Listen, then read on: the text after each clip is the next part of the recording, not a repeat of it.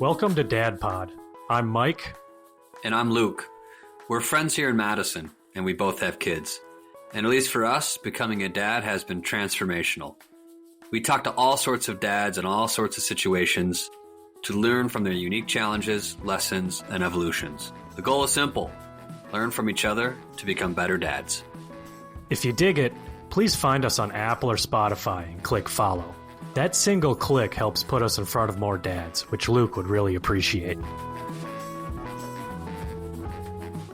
Okay, today on the podcast we have Adam, and we're going to dig into the theme of giving birth and having young kids in London, moving the family then back to America, then across America, and finally digging into what it is like parenting an autistic child. So we're going to cover a lot of miles, literally and figuratively, and we're going to learn from Adam's experience where he's gotten it right, where he has learned things and has room to improve, and how his unique experience is helping him evolve as a dad. So two big topics. And as a reminder for everyone, no one here is an expert, but we're here because we want to learn, we want to engage, and we ultimately want to get better as dads. I have known Adam since somewhere around 2006. So we've grown together from fake adults in college to hopefully more real adults and dads together. You, Adam, have traveled with kids and with family, including on trips with other people who did not have kids. And your family has faced its own unique challenges that we'll dig into, but all along the way, through those ups and downs, you've always maintained a great predilection toward life, even in what I would call when you were in the ringer of being on some of these trips that we took, where you were one of the only people with kids. So you had to get up in the morning. And I've always appreciated that about you. Adam has two sons, a wife, a huge ass Turkish dog, and you and your wife are both working professionals, have been for much of that time, and I am excited to dig in. Is there anything that I missed? I think that about sums it up. I'll log off now. Thanks for that. Great. So, big picture, how would you describe your overall fathering strategy? What are your top 3 to 5 things that you think about prioritizing as a dad toward your sons, toward your family? Yeah, I think one of the things that I like to think about with that is, and again, claiming no expertise here, and I have a lot to continue to learn. I like to think that there are so many times that the right answer is to do nothing, which sometimes can be the easiest or the most difficult thing to do. So I really consciously try to let both kids make mistakes, try new things, screw it up, learn from it, try it again, and try not to rush to intervene. I do certainly love to engage and play with them directly, but it's also really important to me that they learn how to make their own fun and experience boredom on occasion. I think a lot of growth can happen. A lot of ingenuity comes from having the time to actually think about stuff. And I don't want our kids to, if we can help it, get so overloaded with activities that they don't have time to be a kid. We're still ahead of most of those days, but I know that pressure will continue to come as they get older. Another thing I really think about a lot is, it's definitely not our job to be our kids' friend, and that's not necessarily responsibility, 1, 2, or 3. However, I do over time hope that I can make them comfortable enough with me that they can feel okay coming to me with any news, good or bad, without fear of reprisal as well. I also don't want to shield them from consequences. One of the things that we'll talk about with Arlo, with using bad words or something like that, is for the most part, you can say what you want to say at home. However, not everybody else is going to appreciate the way that you're talking, and if you get in trouble for that, that's on you. Another one that comes to mind is really around food. We're definitely not a clean plate club household, and my family very much was growing up, and I definitely still have some learning to do with how I manage my own food intake. But yeah, so there's we're trying to be very careful about how we talk about food with our kids, and the extra challenge with that then is when they don't want to eat when it's dinner time, and then they want to take a whole plate of food to bed with them because they're finally hungry at 8 o'clock at night. So still some growth to do on all of those things, but I think maybe the final one that comes to mind there is trying to promote more intrinsic motivation. Mm. So I know some of the parenting resources that I've come across and meshed with over the years have really encouraged, instead of using language around, I'm proud of you for that outcome you achieved, more of a, expressing like, I'm always proud of you, but you must be proud of yourself, and, praising the work more than the outcome. You must have worked really hard on that. That must have felt so creative, things like that.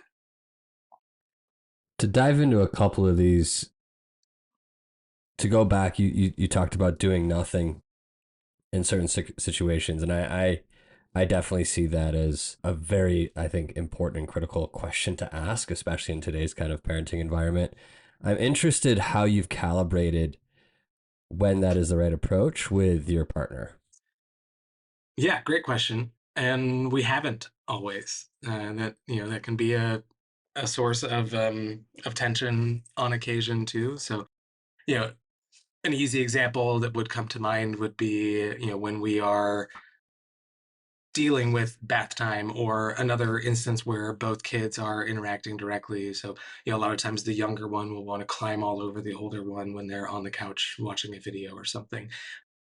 And even though you can tell Oscar, the autistic one, is uncomfortable with Arlo climbing all over him, I might be not the first one to jump in there and kind of pull him off, because I want Oscar to continue to fend for himself, for lack of a better term. And I think for the most part, my wife and I are on the same page with a lot of that. I think sometimes I might have a slightly higher threshold for letting them work it out if there's no physical violence involved. I think one of the interesting fault lines, and at least in my family, is I'm the oldest child. My wife is the youngest of four.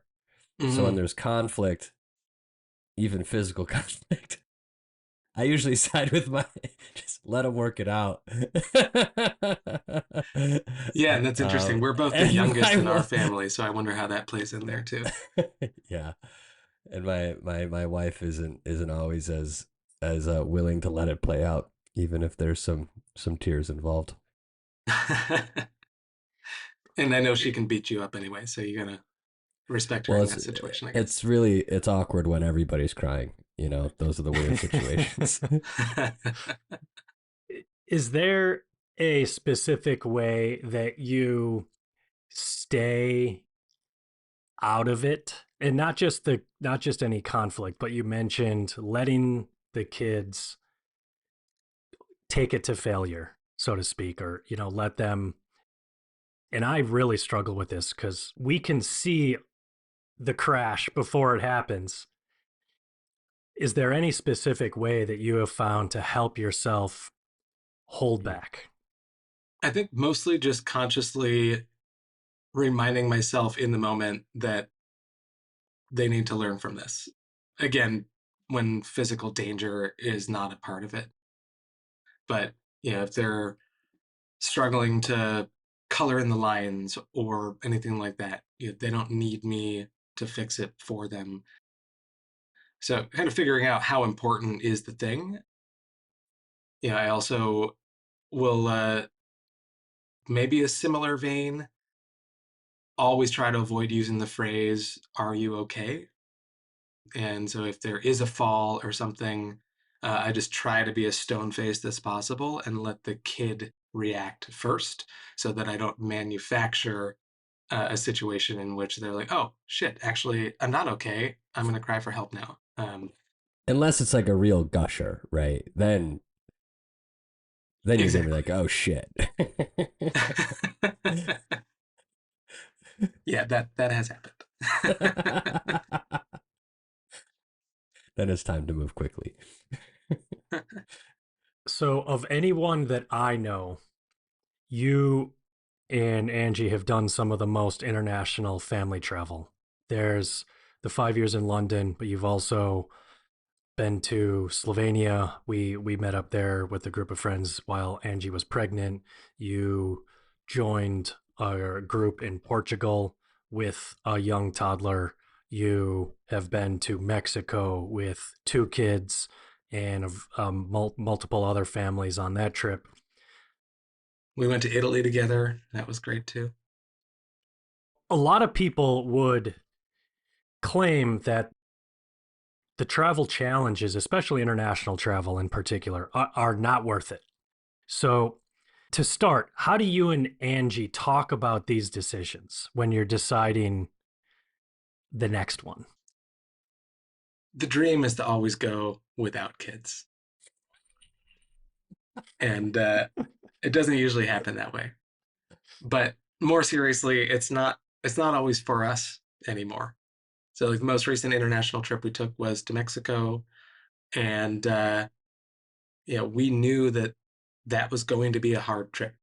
That there were going to be a lot of joyful moments that came out of it, but there was going to be challenges that came along with that. But that hopefully would also help provide some core memories for the kids, and they're now old enough that they're going to start remembering some of these things too. So that's part of the mindset is it's not just about us anymore. The other piece of that is going back to doing international flights with little kids. It sounds really daunting. I think you've both done it at this point as well, and I'd love your take on this too. But for us, a lot of the conversation is we're not going to think about it as we have to fly across an ocean with a kid. We're going to think about it as we need to get into the taxi to the airport.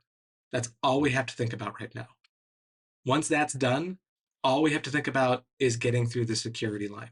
That's it. Don't worry about whatever additional steps have to come. Break it into manageable chunks. Anyone can get a kid through an airport security line. It's going to be annoying. Highly recommend TSA pre-check because you can take kids right through that, and then you don't have to take off all their shoes and stuff. But the so breaking it into chunks, and it's not going to be as good or as bad as you think. I probably have some other thoughts there, but I'll stop now. How do you make sure that it ends and you want to do it again? I think you have to keep your expectations in check. Mm. I think that goes back to it's not just about you as the grown up anymore. So I think my barometer of a successful trip is not as much of a did I have a blast on that trip? I'll find a way to make some fun. I'm not too worried about that for myself. But do we have a plan for handling meltdowns? Because they're gonna happen. We try to divide and conquer as much as possible, where one parent is focused on one kid for 100% of their focus instead of having both parents give partial focus to both kids. So that's yeah. I remember seeing some advice one time in like a life hacker article or something about if you can manage it. If you're flying with two kids, each parent fly separately. Just book separate flights and Mm. take one kid each, because then the kid gets 100% of your attention. You can have one person get there early and pick up the rental car with the other kid and things like that too. But otherwise, you slip into divided attention, and then that ends up building stress. So, in any case, just having a plan for how you're going to handle some of those more stressful moments, but also at the end of the day, just making sure that you talk through and think back to regardless of how shitty that particular day was, something joyful happened. Can we at least remember that and make that be the thought that we fall asleep with? Was there a particular trip or experience when you had this realization that travel might not just be for you and Angie? I would say, I mean, the most recent example of that was Mexico, when we did that trip just back in August, and it was a very conscious conversation then.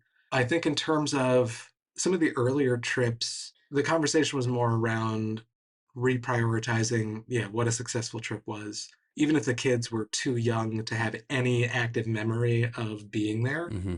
it was just that I'm a big food guy. And so for me, coming to terms with the fact that like I might not get to try every local specialty or go to nearly as many truly special restaurants or bars and things like that that I might have in the past. I think that was probably one of my biggest adjustments. You know, I'm the guy who hates to waste a meal on a trip. That if I eat a cold sandwich, it sucks. That makes total sense. I guess my question would be again, I think your mindsets here are really interesting.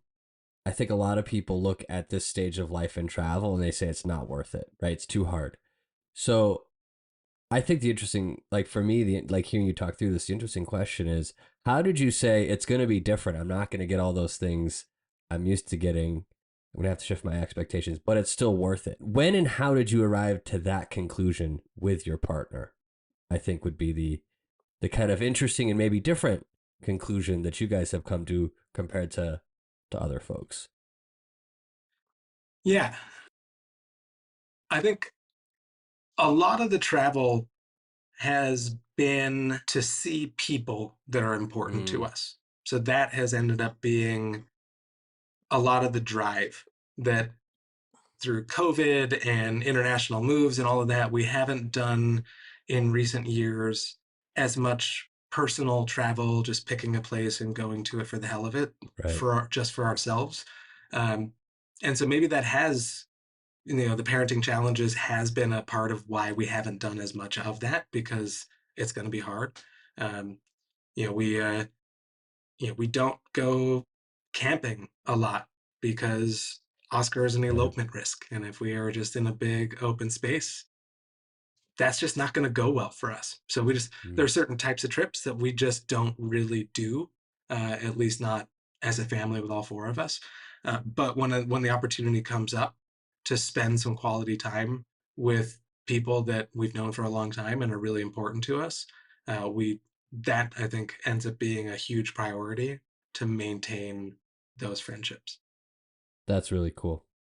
That's really cool. That almost speaks to whether it's intentionally or accidentally reinforcing one of those values of how to invest in friendship over time. Mm. That's cool. Yeah, I'll be honest. The realization for me that the travel was no longer focused on me was a very painful and drawn out realization. That I was happened to you in witness to Portugal this summer, I, right? I witnessed some of that. Yeah, so we spent a month in Portugal, the family. I was working part-time. It took me at least 2 weeks to fully acknowledge or and realize and then start acknowledging, internalizing that the joy was going to shift and be through the child, and that it wasn't just about me getting a cortado on a moment's notice anymore. I don't know if I could have realized that beforehand or fully internalized that if someone told me. It seems obvious after the fact, but I look back on the trip and I'm not sure if it was totally worth it in itself in a vacuum.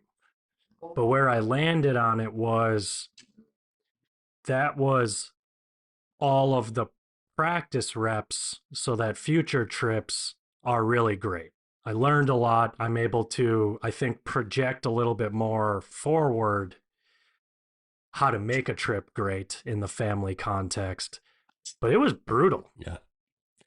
Yeah, I mean, to for listeners, I was on part of that trip. My family overlapped for about 2 weeks, and we've so our kids are two and or excuse me 3 and 5. Our two kids are 3 and 5, so a little bit older.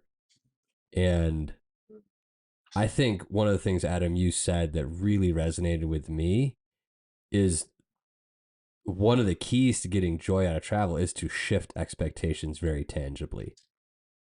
Like within a day, you know, as a young adult traveling around wherever, it's like I'm going to do this, I'm going to do this. I'm solving for serendipity. Oh my God, there's these new people who are really interesting. It's like as a partner with two little kids, it's like calling it a fucking win if we make it to the playground down the street and back without a major meltdown. Yeah. But And you're still going to the grocery store every day. exactly. And it is worth it, right? Like it really is worth it. There is joy. There are those other things. But had my mindset not, and to Mike's point, I struggled with it a lot. I was resentful for a period of that time because, you travel to do these things and it was kind of taken from me. But it's like, well, we got to start someplace. To your point, you got to start like get in the taxi, get on the plane. We train ourselves how to do this now so we can, it's fully normalized so we can do the crazy traveling as they get older. But yeah, I think this part of your life is so interesting, Adam, because it seems like you and Angie didn't struggle with these decisions. They almost came naturally to you. And for myself, and it sounds like for Mike, there was like real angst and agita trying to deal with it, Well, a lot of it But happened by accident for us, right? And that's it true. ended up Right, working right, out well in that sense that, had we already had a newborn and then moved to right, London, right. we might not have done that move. Would we have done transatlantic flights with newborns once or twice a year for several years if it wasn't specifically to fly home to show off grandkids to grandparents? Probably not. But it's grandparents need to see their grandkids, and they're not going Yeah, to keep flying to London, so it just has to happen. And so it's yeah, some of that just happened by accident, and then you realize it can be a lot more doable than it yeah. feels like. And you find out along the way that they're perfect little cup holders, Otherwise, you would have never Exactly. known that. Yeah. Do you and Angie have a specific rhythm? And I'm interested specifically when you look back when you early on you had kids, a lot of your friends did not. So you're on these trips or you're out and you're mingling with people who have no idea what you're going through and what it takes for you to be there. Was there specific agreements or strategies that you and Angie did to be able to do that stuff with us, and enjoy it? And like how did you make it as good as possible for the two of you? One trip that comes to mind for that was that first Portugal trip when I think we were one of two families that had one little kid with us at that point, and I think we had what 10 or 12 people, 12 adults or something on that trip, two little kids. Um, the I think the conversation going into that was, I'm just going to be exhausted at the end of this, but it's going to be worth it. And I'm going to stay up until 2 a.m. every night and get up at 6 a.m. every morning, both for the sake of my friendships and for the sake of my marriage. I knew it wasn't fair to expect Angie to do the early mornings every day, and I didn't want to miss out on that friend time. So I was like, I'm just going to live on 3 or 4 hours of sleep. I can handle that for several days, and I can sleep when I get home. Some of that was that mindset. In general, we'll often take turns on taking a sleep in day. So that's either in travel or at home. It's a great way to give the other parent a break and have So I might take the kids out of the house solo for the morning and let Angie get some rest, catch up on reading, and restore herself that way too. I feel like I missed part of your question there as I went on a tangent, but that was some of it. by and large was, at least for me, consciously deciding these are a few things that are important for me on this trip, and these are some conscious sacrifices that I'm going to make, namely sleep and mental well-being. Hmm. I am surprised how many parents I've come across that don't do the sleep trade thing, particularly with newborns, where they might have the child in the room with them. And we didn't, but it was across the hall. But every so often it was like, yo, you got to go to the basement so you can get a good night, and then I'll go the next night. But like we need a reboot. We would during very difficult times we would send someone away to go, hey, go get a good night's rest. And I think That was that in Angie's Mother's Day present one year. Was we just got her a hotel room for herself in London for a night or two. Because yeah, even if you're She in the was house, you like, can still hear the crying, and you just don't get the yeah, mental break if you, even if you're not the one actively doing the parenting, but something is going you're wrong, doing the reps in you your still head. get brought. Yeah, exactly. she was like, how about a week? If she would have taken a week, I would have let her. We are sending my wife to a hotel in a couple weeks here and got her a spa, and she's just going to be probably take her quilt or whatever that she's working on, and she gets 24 hours of just solo, not far enough that she has to worry about how dad's doing or anything like that, but also far enough that it's well out of earshot. So I'm excited for her to do that. Glad you're doing that. That's great. So let's shift topics here, and I want to talk specifically about your experience as a dad with an autistic child. So I want to start off with, for any dad or any person that has limited or no experience with interacting with autistic children, what is the first big main message that you would tell them? I would say, for when you're dealing with the parents of an autistic child, or and you are that friend, I think it's fantastic, and you should be empathetic towards those parents, but they do not need your sympathy, most likely. Um, that there are a lot of things, and as the famous cliche saying goes, if you've met one autistic person, you've met one autistic person. Mm-hmm. There, so that's the other piece, is to just try to avoid making any assumptions about what things might be like. So for us, I can only speak to our personal experience and our experience with Oscar. And again, claiming no expertise on this topic, but there are things with Oscar that are just more challenging, and there are some activities that are just not in the cards for us right now. I won't say forever, but just not with where things are at the moment. Uh, Other things are a lot easier, and we'll like joke about that and try to remind ourselves of that too. Like, Oscar doesn't fight bedtime. That's great. We keep his routine pretty consistent, and when it's time to go to bed, he's just like, all right, peace, good night. I'm in my room now. I'll see you in the morning. Happy to be here, and that's great. Versus, we also joke around with our younger one, who is a very avid talker, that Arlo reminds us of the hidden advantages of having a nonverbal child. Yeah.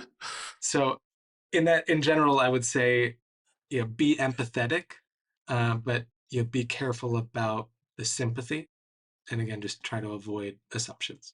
What would you tell someone who's sort of a new dad to autism, or to an autistic child? I think the first thing I'd say is take the time to mourn.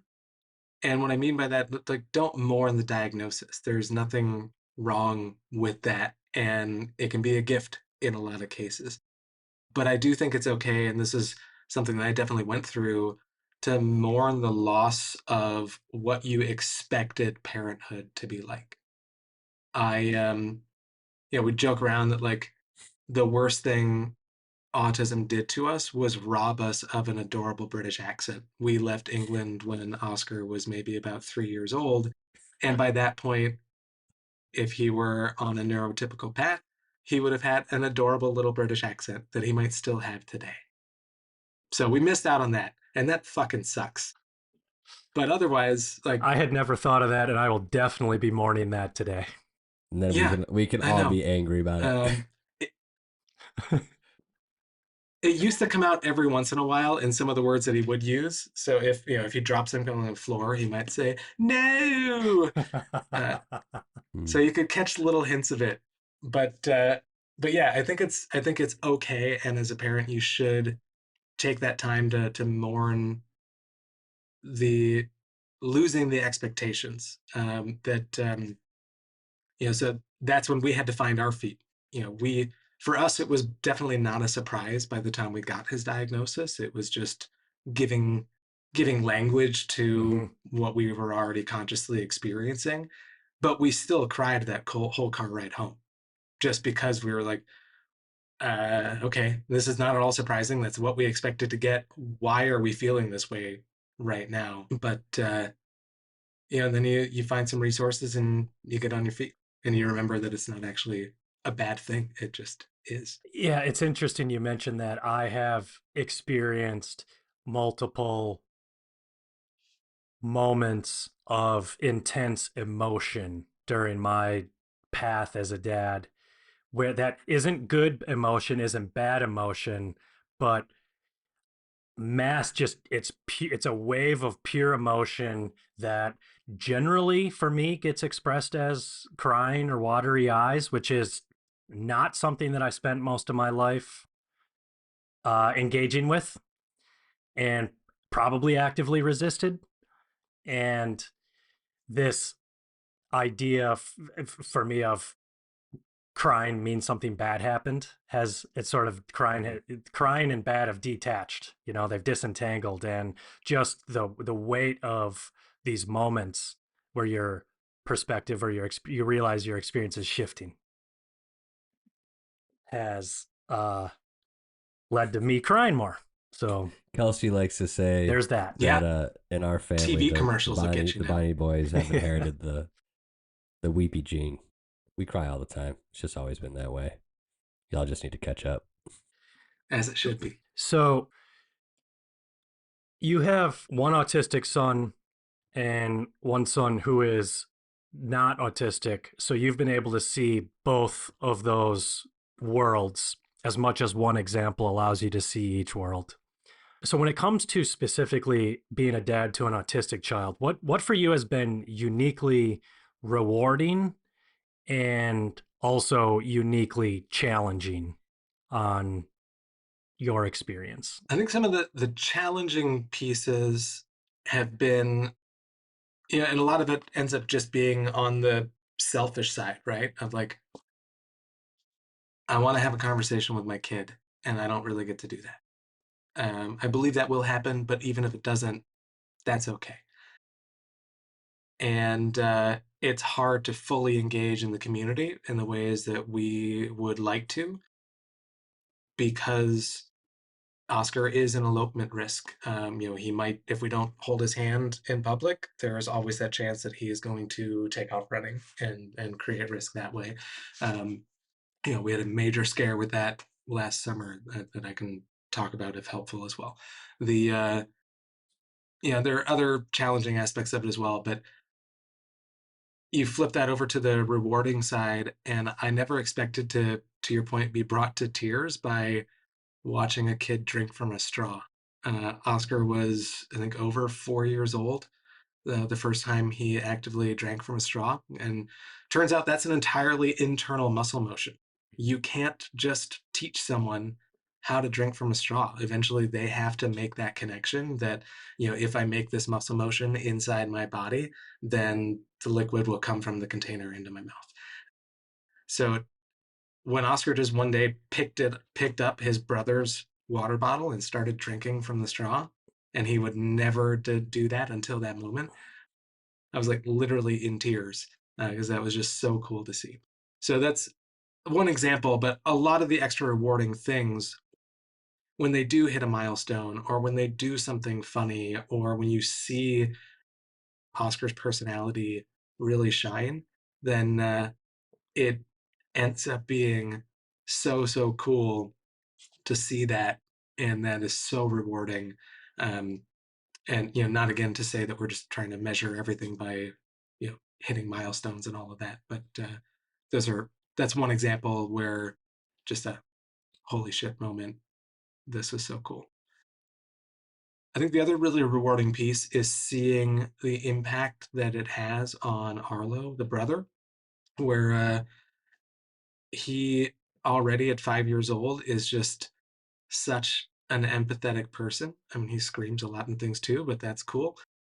But he he has so many little moments of advocacy for his brother, um, and it's we'll see the ways that that impacts his life over time, but already starting to see how that's just his normal, right? That having a mostly nonverbal brother around, he doesn't know any different, and he doesn't judge Oscar. He doesn't make fun of Oscar.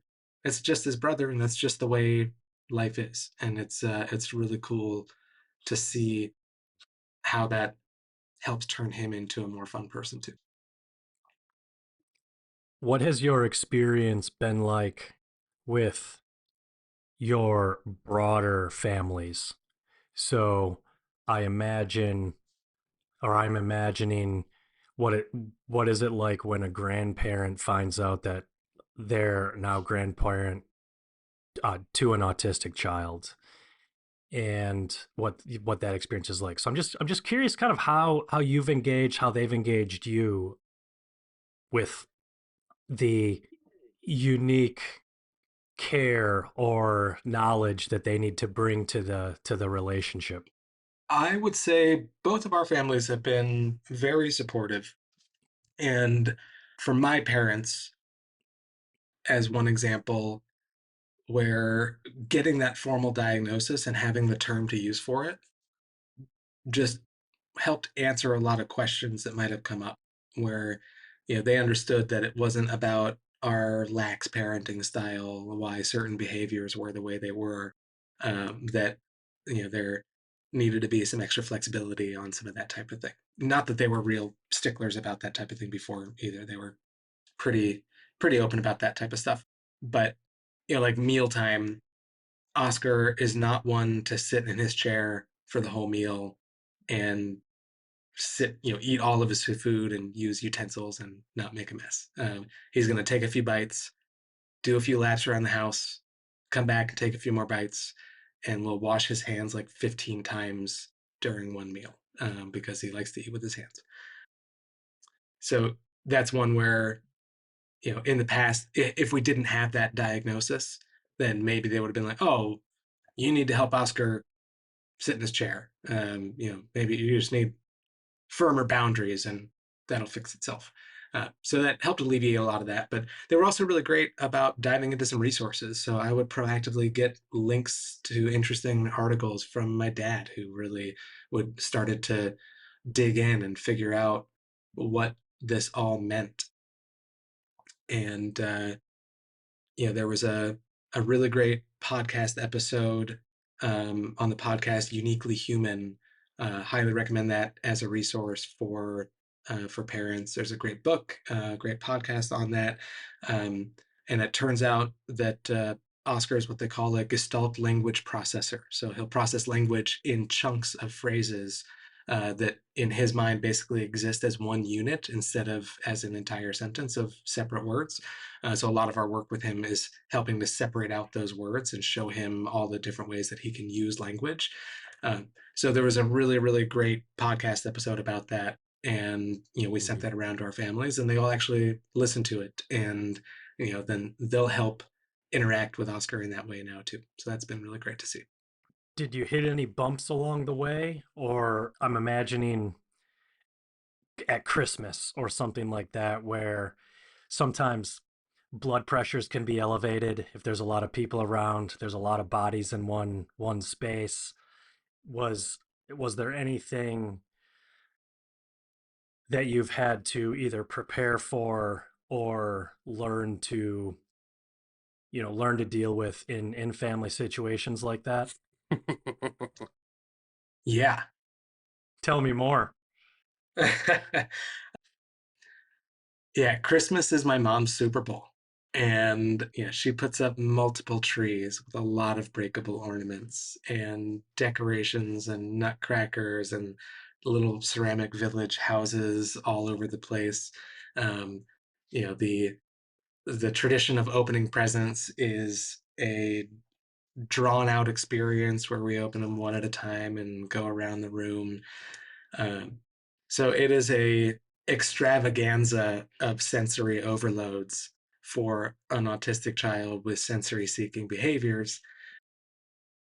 And yeah, so we've had to make a lot of adjustments over the years that feel like second nature at this point, but we'll help bring Oscar to the present opening time, but he won't stick around for long, and that's okay. He'll help open a few presents, and then he needs a break. He needs to run around, and it's much more accepted now than it might have been in the early days that it's okay if not everybody is sitting down for this entire activity and things like that. My mom is a lot better at keeping some of the breakable stuff either out of out of circulation or at least more out of reach than it might otherwise have been in the past. But we still have lots of challenges with taking ornaments off the tree and stuff like that. And that's just to say at Christmas time. But so yeah, those things definitely do come up. A lot of stressful moments will happen, and it usually turns into a conversation of only so much we can do here. We'll keep working on redirecting the behavior, but this is just what's going to happen right now.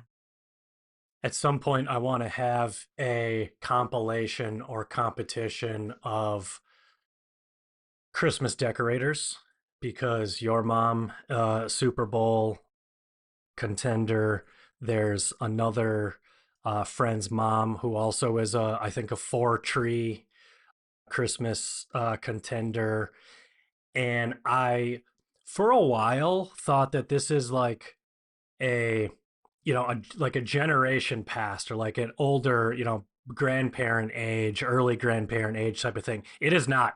I have found peers who also are 3 tree, 4 tree Christmas contenders. And at some point, this needs to be compiled for the broader populations to understand what goes on in some houses. It's a trip. Yeah, my mom's only a 3 tree household, so maybe your friend's mom hasn't beat, but they are big trees though, and they are stocked with ornaments.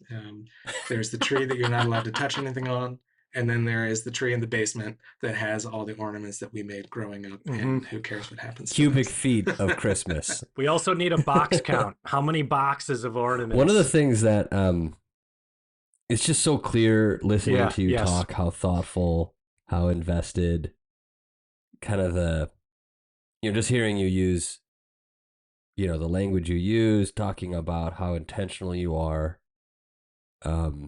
It's just really clear that you put a ton of effort into being a great dad to both your kids and have put a ton of effort into being a great dad for your autistic son. I'm wondering, in all of this, how do you think about taking care of yourself? Like, where does that fit in for you? Usually between the hours of 10 p.m. and 11:30 at night. No, I think that's an area for growth, both for myself and for my wife. It's something we talk about. Neither of us take enough time for that. Um, we get time to enjoy some quiet time together in the evenings when we finally, wrestle the younger one into bedtime. And we've got hobbies that we'll explore. Mm. I get a lot of mental solitude from cooking, so I do scratch cooking pretty much every night of the week. And that's at least 30 minutes to an hour that, for the most part, I am zoned in on putting a damn good meal together. And that gets me a good little, mental break and scratches a creative itch and stuff like that too. But yeah, I think that's also an area that is lacking and eventually is going to catch up with me, and I need to invest a lot more there. So open to suggestions from yourselves and your intrepid listeners. What are 2 or 3 resources that you would recommend to a dad who is starting their journey with an autistic child? Like, what has been the most helpful in your particular experience? My personal bias will come through here. Others will steer people in different directions. For us, after some of the initial recommendations that might have gotten that turned out not from our doctor and things that turned out not to be the directions that we wanted to take things, and I can get more specific with that, but we started to find more resources to actually hear from autistic adults.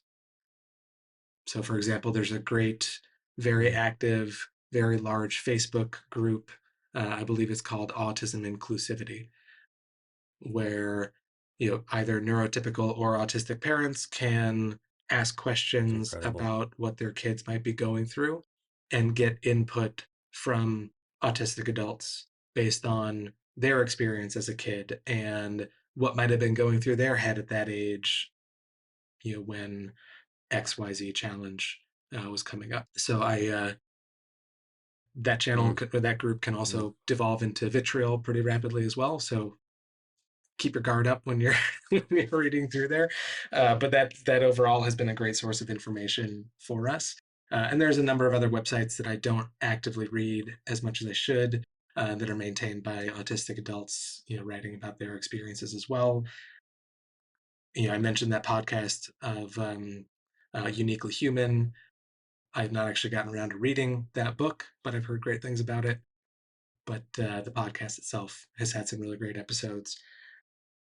There was also a parenting group and a class that we took while we were still in DC with 2 fantastic women that run a class. I believe it's all virtual now. They might still do it in person. And it's about this concept of raising orchids. So they use the metaphor that some kids are like dandelions and can pretty much thrive in any environment. Some kids are like orchids that they might require very specific environments, but when cultivated properly, for lack of a better term here, they can still turn into an absolutely gorgeous flower, right? So so it's not just a resource for autism, but for any other challenges that a parent might be facing. So yeah, I think it's called Raising Orchids. That was another really helpful class that helped us with our approach with parenting too. You have mentioned Oscar has a wide range of scenarios with which his life could play out in terms of the support he needs, like the just he could become, for lack of a better term, like a fully functional independent adult who can operate on his own, to he may need the support of living with you for his life. So there's a wide range, and you don't know Mm. what the future will be. How do Mhm. you deal with that ambiguity? Because for something as important as your child, that ambiguity could be crushing for some. Yeah, How do you deal with that? yeah. I think it's. I wish I had a more concise answer for that, but I think with anything else with parenting, like you could ask the same question about any kid who's more neurotypical as well. They could turn into um, a total deadbeat who never gets a job and moves out of your house. They could cure cancer. who knows? The best that any of us can do is, prepare them for the next day and try to steer them along the right path and, raise good, thoughtful people. So in that sense, it's not that different. It can feel different. And then as soon as you start to unpack it, you're like, oh, it's actually, I have the same questions about my neurotypical kid too. Mm-hmm. So it's, even though, yes, it's more likely that Oscar will be living with us into adulthood, not a guarantee. That again has its advantages too. That, some of the like early childhood joy that a lot of kids grow out of, maybe that means that Oscar just won't grow out of that. And we'll get to see the world through his eyes for a lot more years than the average parent might. Also, cocaine. One of the things that I'm taking away from this discussion is, so I have never met my biological father. And to some people, that is a crazy concept. But to me, it's not even really a blip on the radar. It's my life has, it's just my life. You know what I mean? Like it's not a factor. And the reason I mention that is, as again, as a friend to someone with an autistic child, that I can fall into this trap of your experience is somehow different from mine as a parent, but they're the same. There's You don't know any different experience, and it's not a it's not like an affliction. You know what I mean? There's this, I'm trying Mm-hmm. to process in real time this and identify with. I can sometimes think of your experience as unique when it is not that unique. Every parenting experience is unique. It is not more But unique than that. it Yep. also, it highlights what I think, And at so I least to thank you for me, is that. one of the most mind fucking or mind bending part of being a parent, which is we can't really help ourselves. We're going to put our whole selves into these tiny little creatures. And at the end of the day, we have almost zero control over who they're going to be. It's fucking terrifying. But like, we choose to do it Yeah, it's and we're going to terrifying. keep doing it. And I think what you're rubbing up into is like, that is the fundamental Yeah. choice. And it's not that different depending on who your kid is. Yeah. Fully agree. So, last question for you is, what advice do you have for any future dads, any people getting ready to become a dad, any dad that's in it right now? What would you leave them with today? You gotta laugh. I don't know. That's the best I'm coming up with right now. Find a way with your partner and everybody else in your life. Yeah, I like following funny parenting stuff on social media that I can commiserate with the hard parts and laugh at how ridiculous so many things are. Like my kid went to bed with a cantaloupe last night. Arlo snuggled with a cantaloupe under his blanket the entire night. He came in to say hi to us in our bed at 4 o'clock this morning and sleep in our bed for a few minutes. And he brought the cantaloupe with him. And then he went back to his bed and took the cantaloupe too. So like you gotta let that funny stuff be funny. It just there's gonna be so many hard parts that happen. Like I talked about with the sales career, if the no's hurt more than the yeses feel good, it's a downward spiral. Like if you can't find a way to laugh at the hilarious stuff that your kids do, then that's going to be a problem. Well, thank you, Adam. This has been really great. I have always admired there's a simple elegance that you live with amid the chaos of that life always brings, having a career, moving, 4 people in the family. I've always appreciated that, and getting to learn a sliver of where that comes from has been really cool. And I am appreciative of you sharing today. This has been a blast. Thanks for letting me share. Thank you, Adam. Before you bounce, I have a quick favor. Please subscribe to the pod. Not only does Luke love juicing those numbers, but it really does help put this thing in front of more dads. And Mike, on the other hand, just loves juicing. We also now run a listener community on WhatsApp. To join, visit dadpod.fm, and you'll see the delicious link at the top of the homepage. Come on in, baby. We'd love to have you.